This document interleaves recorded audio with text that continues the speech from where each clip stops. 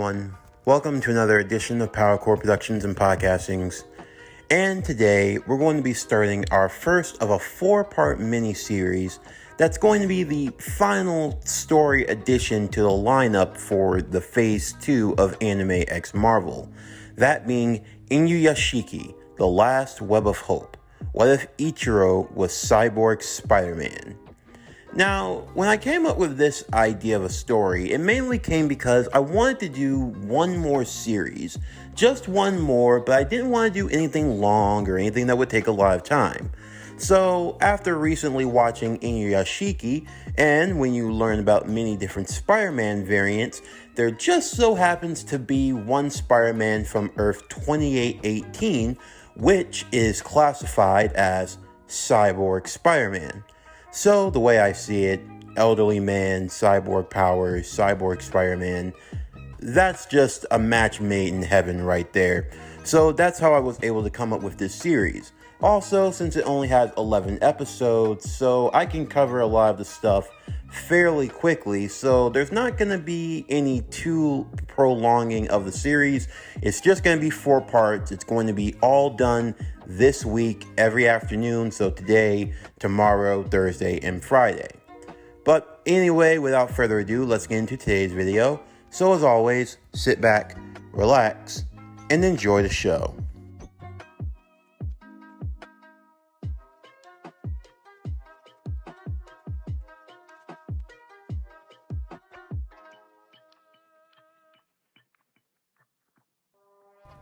For Ichiro Inuyashiki, the elderly man walked through the park. The sun had begun to set. It was around this time most people would have gone home, but the elderly man, he did not feel like doing so. For Ichiro, he always thought if he lived a good life, if he did what he was supposed to, good things would happen. But yet, it seemed like the world had different ideas. What had he done? Did he wrong someone? Had he unknowingly caused someone harm in this life? Why did it seem like badness and misfortune?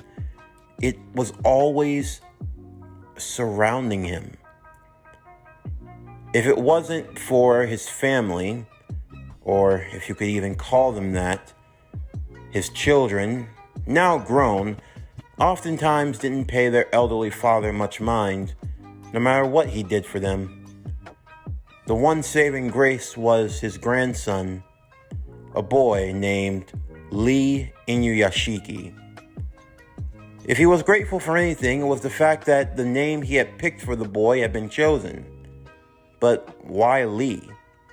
Well, you see, Ichiro was a fan of manga and American comics, and there was one American comic in particular that was his favorite.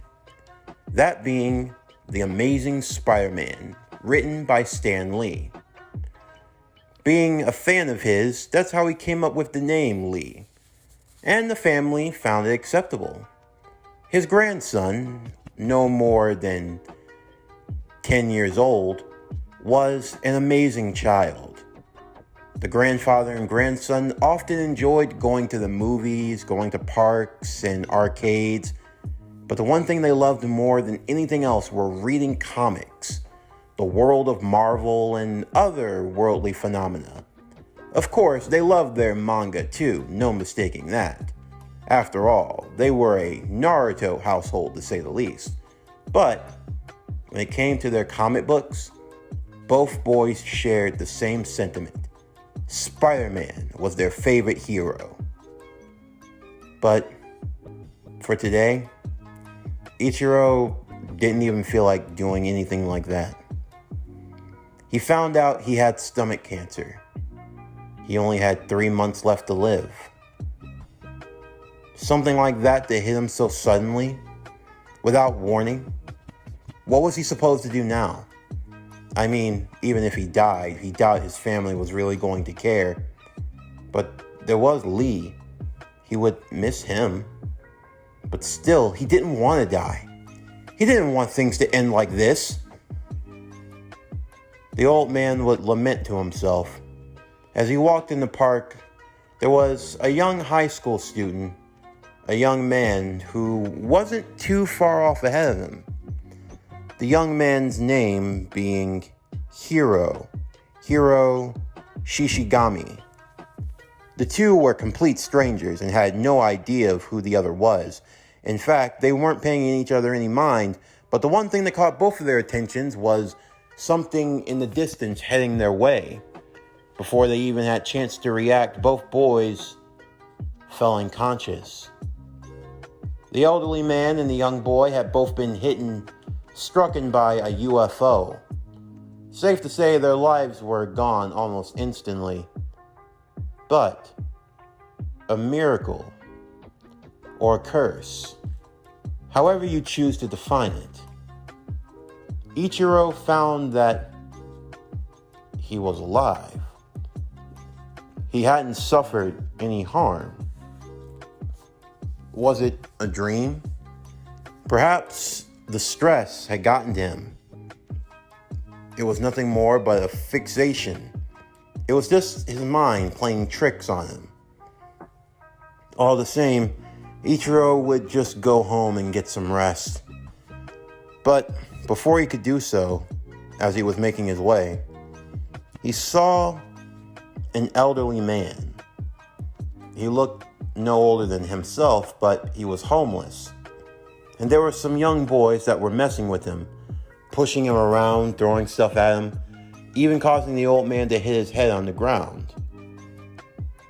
This upset Ichiro. Ichiro wanted to do something, but what could he do? He wasn't a superhero. He wasn't Spider-Man.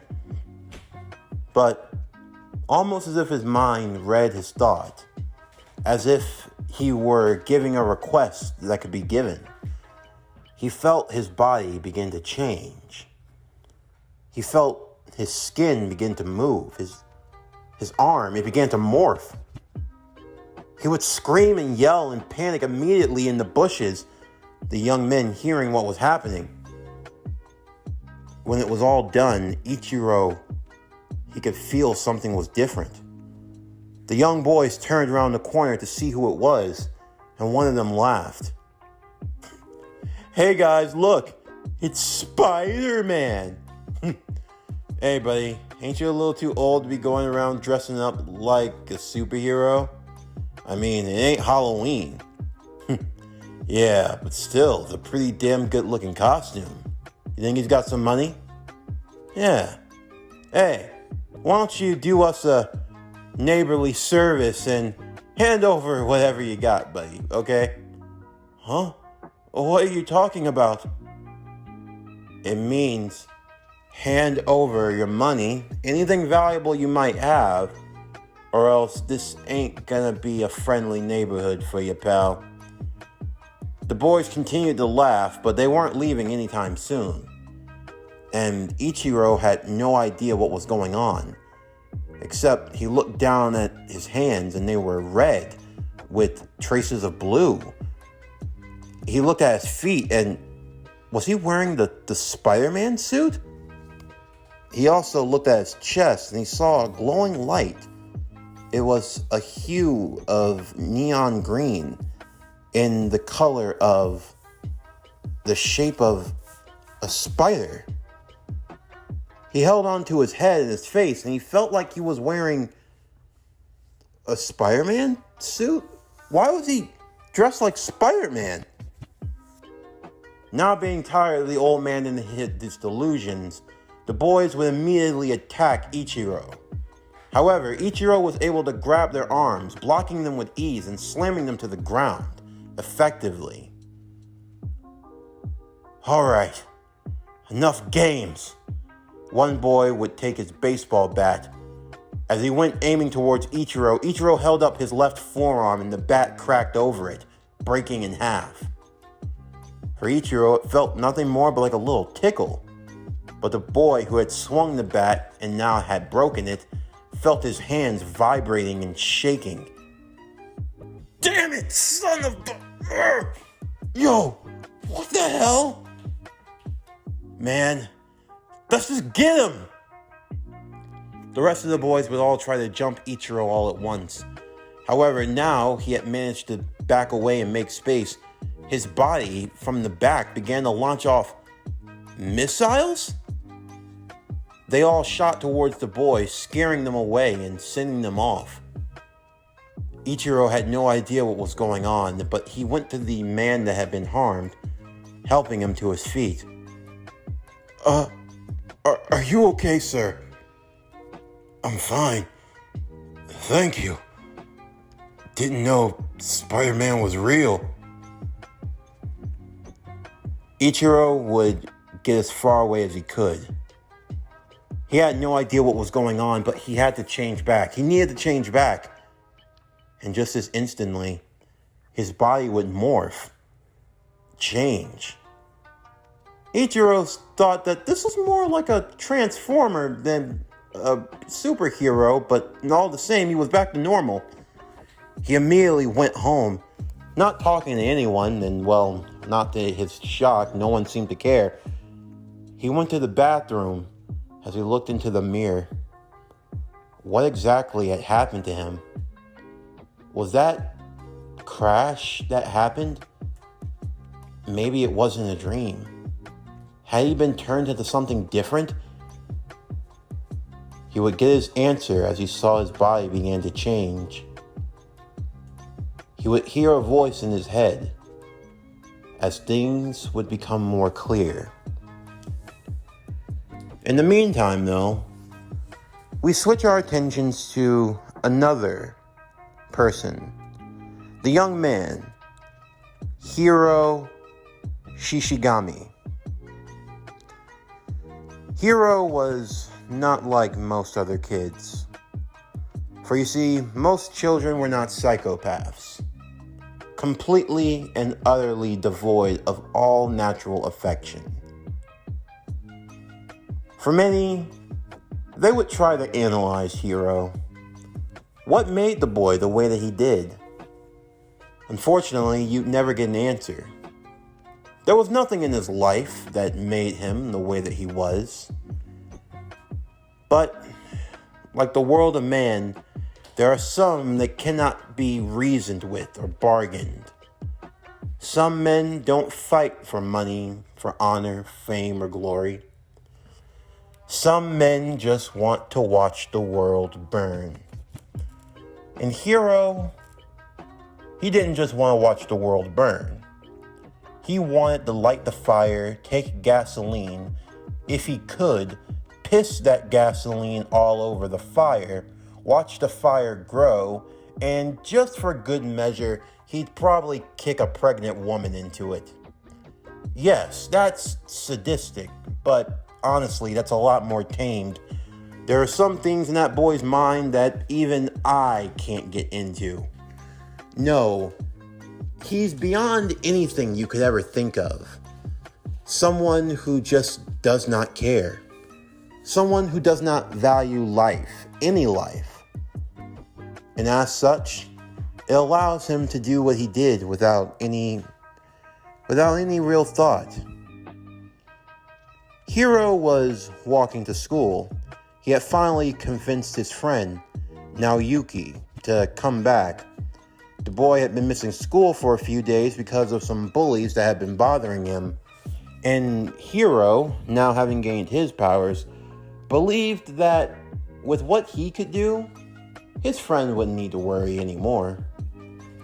No, Naoyuki was the first one privy to his friend's powers, but even more so, he got to see what his best friend was truly capable of. At first he thought it was a game, a joke, these powers, some sleight of hand, if you will.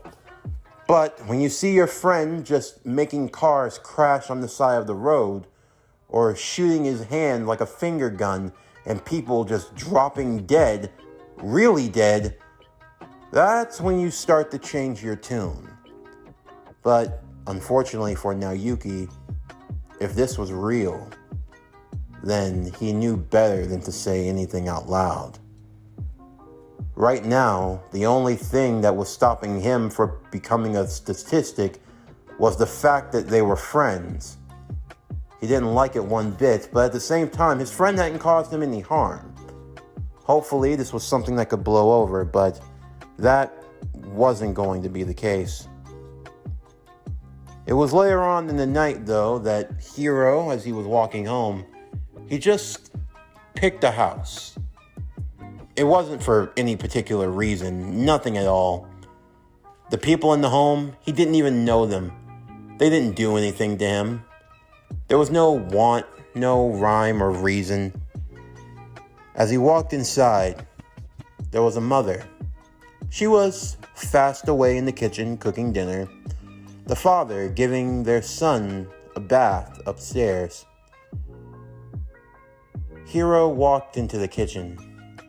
The mother, only hearing the door open, assumed that it was their daughter who was coming home from school. As such, she didn't pay any mind to who was actually behind her. When she turned around and she saw that it wasn't her daughter, there was a look of confusion on her face.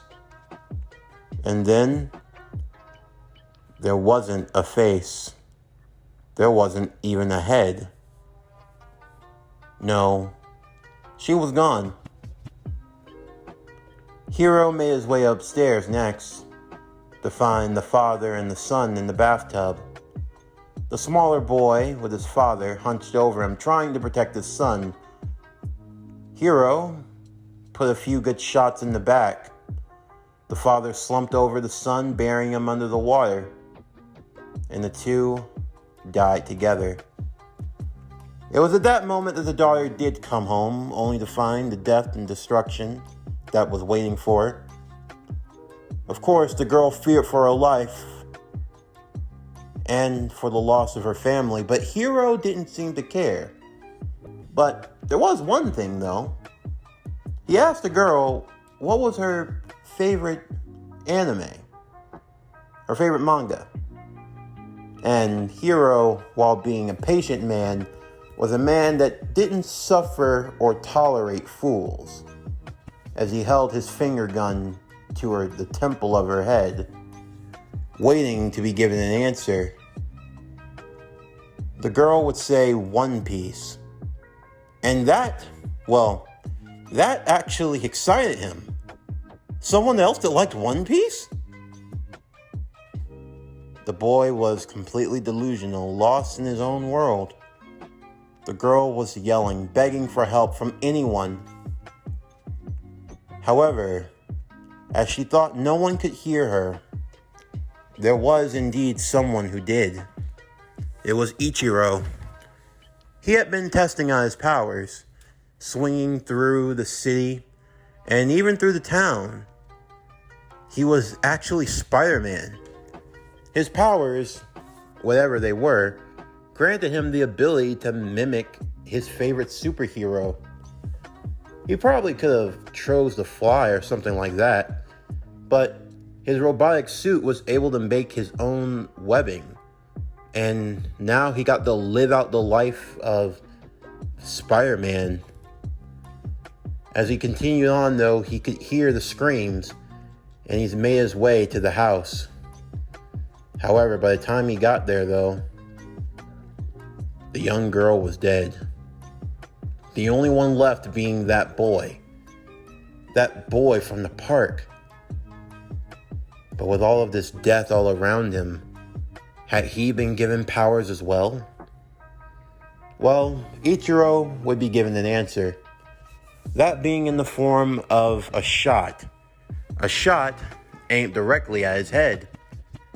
Ichiro fell down to the ground, and for Hiro, he thought he'd done his job. Well, all in a day's work. He wasn't expecting someone else to come along, but it made no difference to him.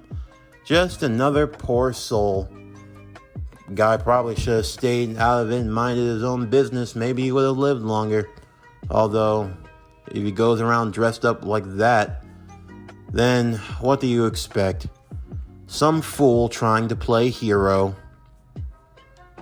However, much to his surprise, and even to Ichiro, Ichiro stood back up. Huh? Hiro would think. You're still alive? It seems so. And you're going to pay for what you... Yeah, I don't think so. See ya, freak. Hiro would fly away, Ichiro chasing after, shooting his webbing at the boy's foot. The boy would go flying high into the sky, with Ichiro following behind him, tagging along as he dangled on a web, pulling closer and closer, trying to catch him. However, before he could even get too close though, Hiro would fly fast enough and would sever the webbing, causing Ichiro to crash back down to the ground. If it wasn't for his mechanically enhanced body, well, he would have turned into paste on the concrete. But thankfully, he survived. And unfortunately, that boy had gotten away. One thing was for sure. For Ichiro, he had learned that he was not the only one. He was not the only one in this world with power. There was now someone else. Someone who did not follow the admonition that with great power must also come great responsibility. But was Ichiro justified in doing this? Could he actually be a hero? Well, whether he liked it or not, that choice had already been made. A battle was brewing between the forces of good and evil, and only one would survive. This concludes Inuyashiki, The Last Web of Hope. What if Ichiro was Cyborg Spider-Man? Part 1. As always, if you enjoyed today's video and everything else that we have to offer, then please don't forget to like, comment, subscribe, share, and hit that bell for post notifications so you can stay up to date on everything that is PowerCore Productions and Podcastings that has to come out now and in the future. Please come back tomorrow evening as we will continue with Part 2. And also, make sure you check out today's earlier upload, as well as staying tuned for tomorrow morning's video as we begin Imminence in Shadow, The Shadow's Web. What if Sid Kagano was Spider-Man, Season 1, Part 1. But anyway, that's going to do it for the end of today's video. I'm Javon Harrington with PowerCore Productions and Podcastings. Signing off, and I'll see you next time.